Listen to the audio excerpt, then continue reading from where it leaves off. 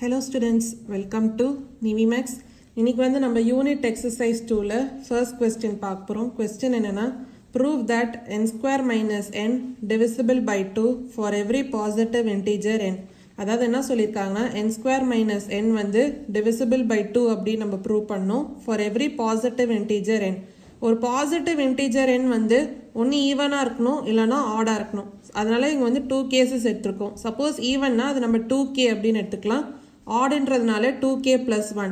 So இப்போ இந்த ரெண்டு கேஸ்லையுமே இந்த இன்டீஜர் அதாவது n square minus n, so இது வந்து டிவிசிபிள் பை 2 அப்படின்னு நம்ம ப்ரூவ் பண்ணணும். So n square minus n, இப்போ என்னன்னு வேறு இடத்துல நம்ம 2k அப்படின்னு சப்ஸ்டியூட் பண்ணலாம். அப்போ 2k the whole square minus 2k. So இதில் 2k வந்து நம்ம காமனாக எடுத்தோன்னா மீதி என்ன வரும், 2k மைனஸ் 1 அப்படின்னு வருமா. ஸோ இப்போ பார்த்தீங்கன்னா இது ஒரு மல்டிபிள் ஆஃப் 2ஆக இருக்கா, அதாவது 2k × 2k மைனஸ் 1. அப்போ இந்த இன்டீஜர் வந்து மல்டிபிள் ஆஃப் 2, அதாவது ஒரு நம்பர் வந்து டிவிசிபிள் பை 2னா அது வந்து மல்டிபிள் ஆஃப் 2 தான். ஸோ இது மல்டிபிள் ஆஃப் 2 இருக்கிறதுனால இப்போ நம்ம இது டிவிசிபிள் பை 2 அப்படின்னு சொல்லலாம். therefore it is divisible by 2 அப்படின்னு சொல்லலாம். ஸோ இப்போ செகண்ட் கேஸில் பாருங்கள் 2k + 1. இப்போது n ஸ்கொயர் மைனஸ் n, இப்போ என்னன்னு வர இடத்துல 2k + 1 அப்படின்னு சப்ஸ்டியூட் பண்ணலாம். அப்போ 2k + 1 the whole square minus 2k + 1. So இதில் 2k + 1 வந்து நம்ம காமனாக எடுத்தோன்னா மீதி என்ன வரும், 2k + 1 மைனஸ் 1 அப்படின்னு வருமா. இப்போ +1 -1 கேன்சல் ஆச்சுன்னா மீதி என்ன இருக்கும், 2k × 2k + 1. ஸோ இப்போ இதில் பார்த்தீங்கன்னா இது வந்து மல்டிபிள் ஆஃப் 2ஆக இருக்குது, அதாவது 2k அப்படின்னு இருக்கா. அப்போ ஒரு இன்டீஜர் வந்து மல்டிபிள் ஆஃப் 2னா அது வந்து டிவிசிபிள் பை 2 தான். அப்போது therefore it is divisible by 2.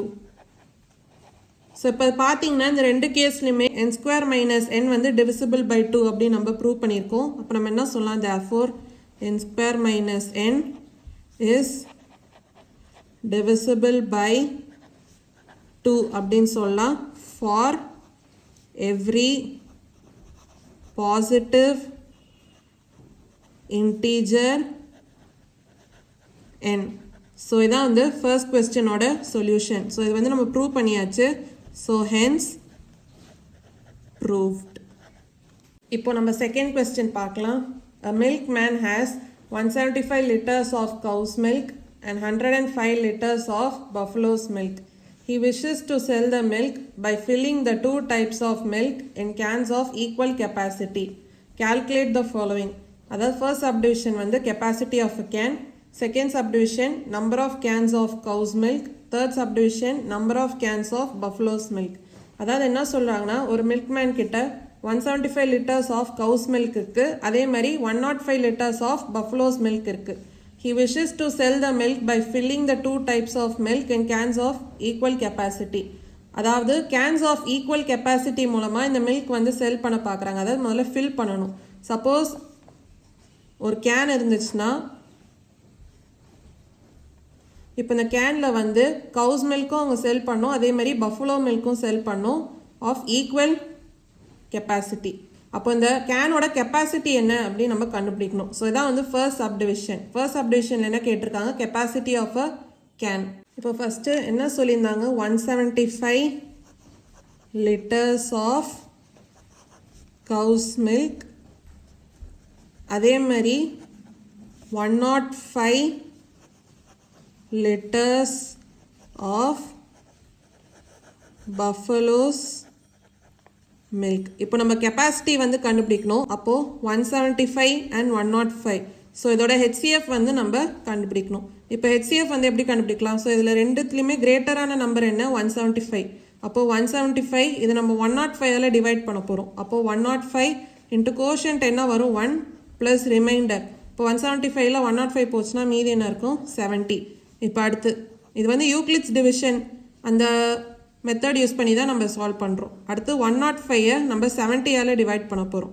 அப்போது 70 × 1. அப்போ 105ல் 70 போச்சுன்னா மீதி என்ன இருக்கும், 35. இப்போது 70 நம்ம 35ஆல் டிவைட் பண்ண போகிறோம். 35 × 2 தான் 70 ப்ளஸ் ரிமைண்டர் என்ன, 0. இப்போ ரிமைண்டர் 0 ஆயிடுச்சு. அப்போ கரஸ்பாண்டிங் டிவிசர் என்ன, 35. அப்போது HCF வந்து ஈக்குவல் டு 35. 35.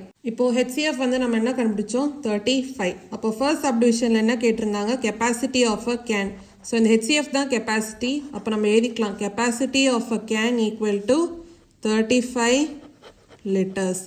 இப்போ அடுத்து செகண்ட் சப்டிவிஷன்ல என்ன கேட்டிருக்காங்க number of cans of cow's milk. இப்போ number of cans வந்து நம்ம எப்படி கண்டுபிடிக்கலாம்னா டோட்டலாக வந்து எவ்வளோ லிட்டர்ஸ் வந்து கொடுத்துருக்காங்க cow's milk 175 லிட்டர்ஸ். அப்போது 175 நம்ம 35ஆல் டிவைட் பண்ணோன்னா உங்களுக்கு ஆன்சர் வந்துடும். இப்போ 175 டிவைடட் பை 35, 175 டிவைடட் பை 35 என்ன 5. அப்போது டோட்டலாக 5 cans.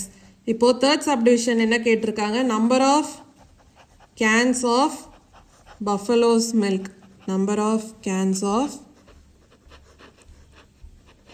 buffalo's milk டோட்டலாக எவ்வளோ கொடுத்துருக்காங்க 105 லிட்டர்ஸ். அப்போது 105 நம்ம 35ஆல் டிவைட் பண்ணோன்னா என்ன வரும் 3. அப்போது டோட்டலாக 3 cans.